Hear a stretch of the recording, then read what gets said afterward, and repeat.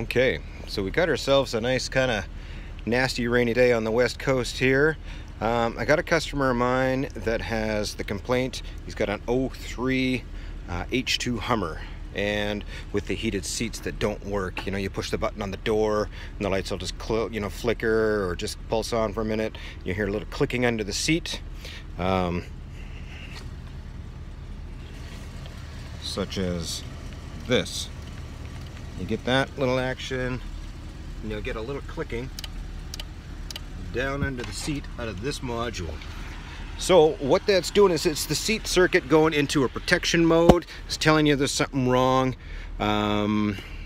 This particular case had an open circuit in the driver's bottom element, which I'm gonna say is gonna be the most common because it's always got some big rumps laying into that seat.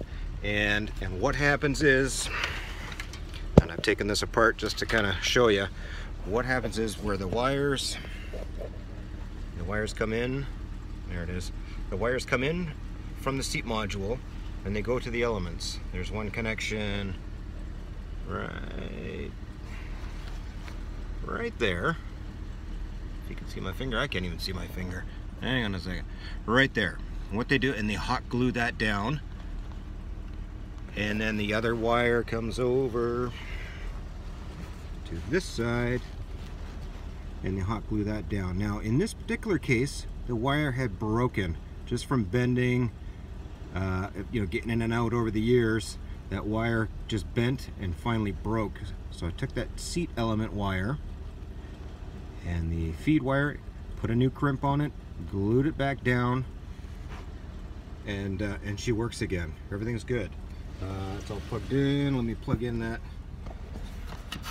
little main harness. This harness here is the one that feeds all your elements. Plug that back in. This is reconnected. There's that little green guy down there. That's your bottom seat element connector.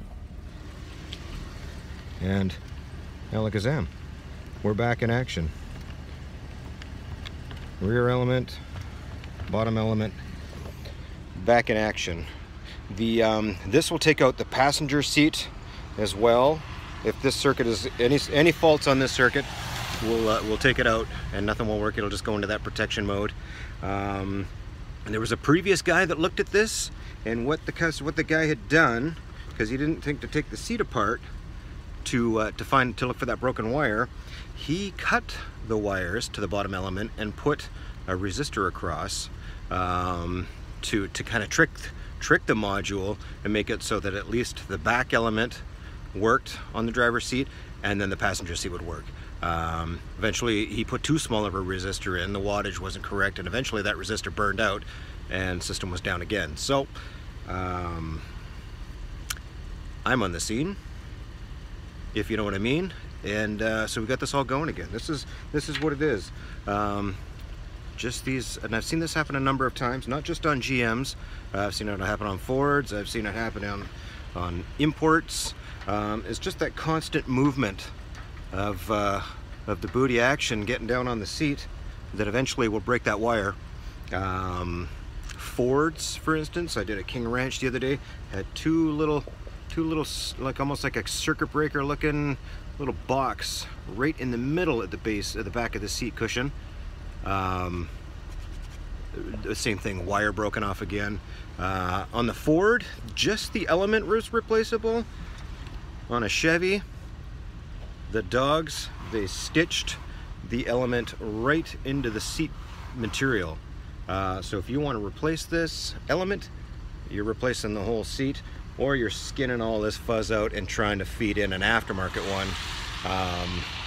Either way, really not an enjoyable thing. So again, take your knife and you start at this corner and you just stitch and you peel this first little strip, about 1.5 inches of cushion back, and you can get to the wires and just look for a broken circuit. Sometimes it might be buried in the glue, it might be in there. Just give them a little tug.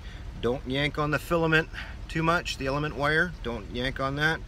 And don't try to solder it. Soldering won't, I'm not even sure it'll stick to that element wiring.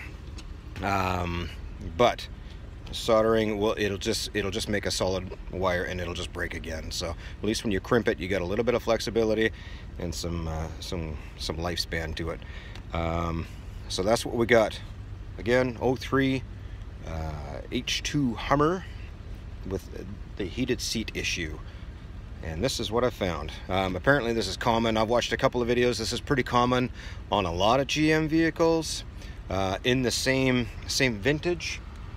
Just the little light, you know, they just on the door panel, the heater switches, they just blink when you poke at them, or they'll come on for just a quick second and then shut back off again. It's the module sensing something's not right and going into a protection mode. In this case, it was an open circuit, and that's what did it. So hopefully this helps you out. Calling from the West Coast.